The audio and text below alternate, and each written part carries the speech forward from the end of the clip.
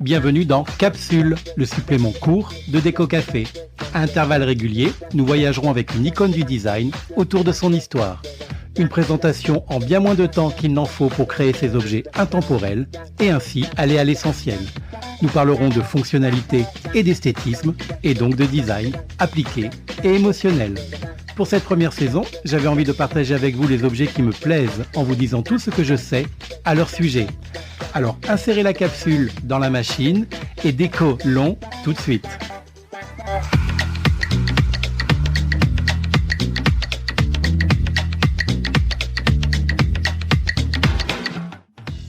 Si je vous dis Britney Spears et son clip Stronger, iRobot, Batman The Dark Knight, Terminator Genesis, Kingsman The Golden Circle, Dr House, Westworld, New York Unité Spéciale. Vous n'y verrez peut-être pas immédiatement de points communs et pourtant, vous allez très vite comprendre et faire le lien. Toutes ces séries, films ou clips vidéo utilisent une pièce de mobilier bien particulière, soit en simple élément de décor ou en accessoire de premier plan. Il s'agit de la chaise Navy, de la marque Emeco, la star des films policiers, des scènes d'interrogatoire et de nombreuses chorégraphies.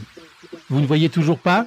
Allez, je vous invite à parcourir les quelques images que j'ai publiées sur le compte Instagram de Déco Café Podcast, dans le post rattaché à cette capsule, pour sans doute vous rendre compte que vous connaissez cette chaise mythique du design du XXe et du XXIe siècle.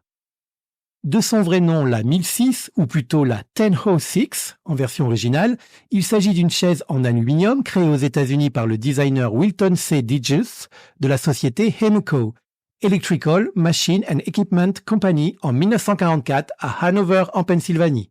Elle a donc aujourd'hui presque 80 ans.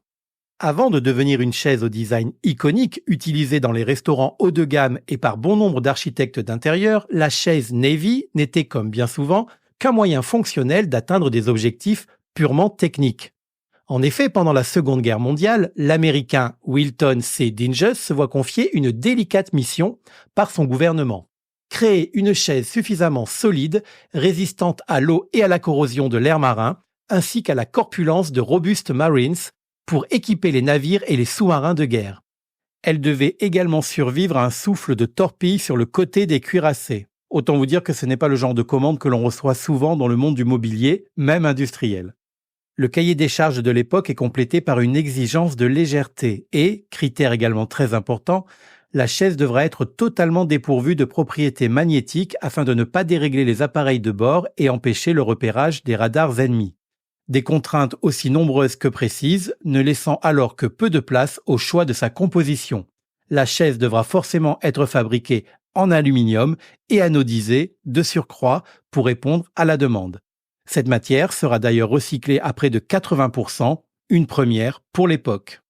Notre bon vieux Wilson collabora pour ce projet avec la compagnie Alcoa, Aluminium Company of America, troisième, encore à ce jour, plus gros producteur d'aluminium au monde, qui se trouve à Pittsburgh, également en Pennsylvanie. En design, la vie est souvent bien faite. On peut d'ailleurs penser que cette nouvelle aventure créative inspirera moins de 10 ans plus tard l'avènement de l'utilisation de l'aluminium dans la fabrication de mobilier métallique industriel. Alors jusqu'à présent, on comprend très bien la dimension fonctionnelle de la future chaise militaire, mais rien de bien sexy ne semble transpirer sur le papier côté esthétique. Pour concevoir sa chaise ultra robuste, Emeco embauchera des artisans locaux afin de garantir une production en série et la supervision et la réalisation de nombreuses étapes à la main. Complexe à fabriquer, la 1006 va donc devoir traverser 77 manipulations jusqu'à sa sortie d'usine, passant par la découpe, l'assemblage par soudure, les différents traitements thermiques destinés à rendre la matière plus dure que l'acier et bien d'autres finitions. Le processus d'anodisation va ensuite protéger, renforcer et faire briller sa surface tout en la rendant dure comme du diamant. Enfin, la dernière étape, et là ça devient un peu sexy, et non des moindres, renferme le secret de son assise si confortable. Une empreinte en creux est moulée dans l'assise de la chaise. On dit qu'elle aurait été inspirée par le galbe des fesses de Betty Grable, l'emblématique pin-up américaine de la Seconde Guerre mondiale. Comme quoi, tout cela resterait cohérent finalement. À l'heure actuelle, le processus de fabrication de la chaise 1006 reste inchangé depuis 1944. La chaise Navy a en effet une durée de vie de 150 ans et elle est garantie à vie. Lors du lancement de ce que l'on appellerait aujourd'hui un marché public, l'armée américaine avait consulté plusieurs autres entreprises pour les mettre en concurrence. La petite histoire dit que Dingus aurait, pour prouver la qualité de sa création, jeté la chaise Navy depuis la fenêtre d'un 6e étage et qu'elle était toujours intacte à l'atterrissage malgré quelques égratignures négligeables.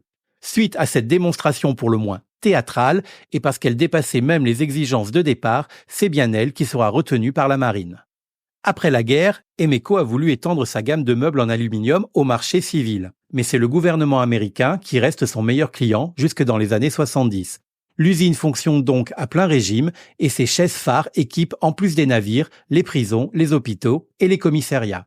Seulement, il y a toujours un mais, l'argument qui a fait le succès de la chaise Navy va se retourner contre elle, parce qu'elle est tellement résistante qu'on n'a pas besoin de la remplacer. C'est dramatiquement logique. Les ventes chutent alors considérablement et notamment à la fin de la guerre froide. En 1979, Jay Buchbinder, un ingénieur californien de chez Herman Miller, passionné de chaises, vient à la rescousse de Emeco, en difficulté. Lui-même propriétaire d'une fabrique de mobilier pour les chaînes de fast-food, il voit tout le potentiel de la chaise Navy et rachète l'entreprise. Il faudra attendre 2 décennies et la fin des années 90 pour assister à l'avènement du mobilier industriel et au redressement de Emeco. Se refaisant progressivement une santé, le chiffre d'affaires et les effectifs de l'entreprise tripleront dès 1998. Un tel redressement ne passant pas inaperçu, les créateurs de tous bords commenceront à s'intéresser à la chaise emblématique. Giorgio Armani en commandera par exemple un nombre conséquent pour ses magasins et des designers comme Philippe Starck ou Terence Conrad en achèteront également pour équiper certains de leurs projets comme le Paramount Hotel à New York. Et là, j'aurais plutôt dû prononcer Paramount Hotel de New York. D'autres comme Norman Foster, Konstantin Grsic et Jean Nouvel collaboreront à leur tour avec Emeco. La Tenhouse 6 atteignit alors son statut de rétro-chic et dès lors, tout le monde s'arrache la chaise devenue mythique et emblématique de son époque. Philippe Starck reviendra d'ailleurs une 2e fois vers elle dans les années 2000 pour en créer une version mise à jour, la chaise Hudson. Et en 2001, la Navy Chair originale fait même son entrée au MoMA de New York. Une véritable consécration pour une chaise qui, au départ, n'avait que pour seule ambition de résister à la corrosion et aux torpilles prises sur les flancs. En parallèle, les chefs décorateurs des plateaux sont séduits et elle débute une carrière inattendue au cinéma et à la télévision. On la croise ainsi dans de nombreuses séries télé comme Sex and the City, Dr House ou la franchise des Experts, mais aussi au cinéma, dans The Dark Knight de Christopher Nolan, où Batman se confronte au Joker, ainsi que dans Matrix et bien d'autres scènes d'interrogatoire du 7e art. Utilisation qui lui vaudra d'ailleurs confirmation de son surnom de chaise de prison, notamment dans les conversations en Europe. C'est ainsi que peut-être sans la connaître ou la reconnaître, vous l'avez néanmoins inévitablement déjà croisée au moins une fois sur un écran depuis votre canapé. Et ce qui est sûr, c'est qu'à partir d'aujourd'hui, si elle est présente, vous ne la raterez plus.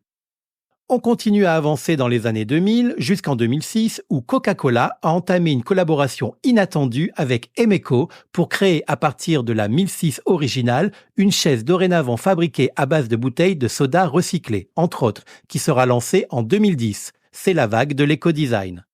Elle sera baptisée Navy Chair 111 ou Triple One parce qu'il faut 111 bouteilles pour la fabriquer et elle est, comme sa grande sœur, compatible intérieur et extérieur, mais à la différence du modèle initial, elle est déclinée et proposée en 6 coloris lors de son lancement et 11 couleurs différentes à l'heure où je vous parle. Preuve que cette pièce initialement créée pour répondre à des contraintes de conditions extrêmes a su séduire au-delà de ses objectifs initiaux et devenir incontournablement sexy pour s'imposer comme icône du design d'abord industriel, puis décoratif et dorénavant écologique. De nos jours, les Navy Chair 1006 et Triple One sont toujours fabriqués par Emeco aux USA et distribués dans le monde entier, toujours garantis 150 ans, du moins pour le modèle 1006. La société Emeco fabrique et commercialise également toute une collection d'autres mobiliers. Elles sont, comme tout design success, très copiées et imitées, mais évidemment sans aucune garantie de quelque sorte ni qualité. Pour des raisons d'éthique évidentes, je ne saurais trop vous conseiller, si un jour vous en aviez envie, d'investir dans une vraie plutôt que dans une copie. En ce qui concerne les déclinaisons officielles de matière, vous aurez donc le choix entre les versions alu brossé ou poly à partir de 800 €, celle en bouteille recyclée à partir de 500 €, mais aussi la version wood en bois, soit chêne naturel, chêne teinté noir ou noyer à partir de 1200 €. Pour les formes, vous trouverez la chaise avec ou sans accoudoir, avec assise bois ou tissu, la version tabouret avec toutes les déclinaisons, formes, matières et options précédentes et en 2 hauteurs, îlot de cuisine ou bar, à partir de 1400 €. Ce sont toutes des Nevicher, mais plus forcément des 1006, leur nom de prototype pouvant dans certains cas, mais pas toujours, être individuellement décliné en fonction du modèle, comme 1004 pour la version avec l'assise bois, par exemple. Évidemment, ce n'est pas donné, j'en conviens, mais vous en avez l'explication en partie. On est sur du design iconique de qualité premium. C'est donc, comme souvent, plus une question de moyens et d'intérêt. À La Réunion, et à ma connaissance, vous pouvez les commander et vous les procurer auprès du magasin C'est Clair ou de la société ABCD Mobilier, situés tous deux à Saint-Denis. Mais ce qui serait drôle, c'est qu'à l'écoute de ce podcast, l'une ou l'un d'entre vous se rende compte qu'il possède déjà un exemplaire de cette célèbre chaise depuis des années, sans jamais avoir soupçonné qu'elle ait une vraie valeur historique, industrielle, esthétique et du coup financière. Si vous saviez le nombre de fois que cela arrive. Au fait, je vais faire mon Steve Jobs. One more thing. Les meilleures années, Emeco fabrique plus d'1 million de chaises par an. Pas mal, hein? Et la Nevicher 1006 Original pèse toujours moins de 4 kg depuis sa création. 3 kg 200 exactement. Encore un atout de poids. Lol. Pour finir, la société Emeco est aujourd'hui dirigée par Greg Buchbinder, le fils de Jay, qui en a repris les rênes en 1999, date depuis laquelle tout va de nouveau bien pour elle. Voilà, je retire cette capsule de Déco Café de la machine pour aujourd'hui et je la remplacerai très prochainement. Si vous avez aimé l'arôme de cette émission, n'hésitez pas à vous y abonner et à la recycler à l'infini en la partageant autour de vous. Je vous invite également à la noter et à la commenter sur votre plateforme d'écoute préférée. Ça m'aide beaucoup tout en me faisant très plaisir. Je vous donne également rendez-vous dans quelques jours pour un nouvel épisode au format classique de ce podcast. En attendant, vous pouvez consulter les notes de l'émission pour compléter son contenu et visiter les comptes Instagram DCB Interiors Design et surtout Déco Café Podcast pour retrouver les posts qui illustrent cette capsule. Allez, on la retrouve toutes.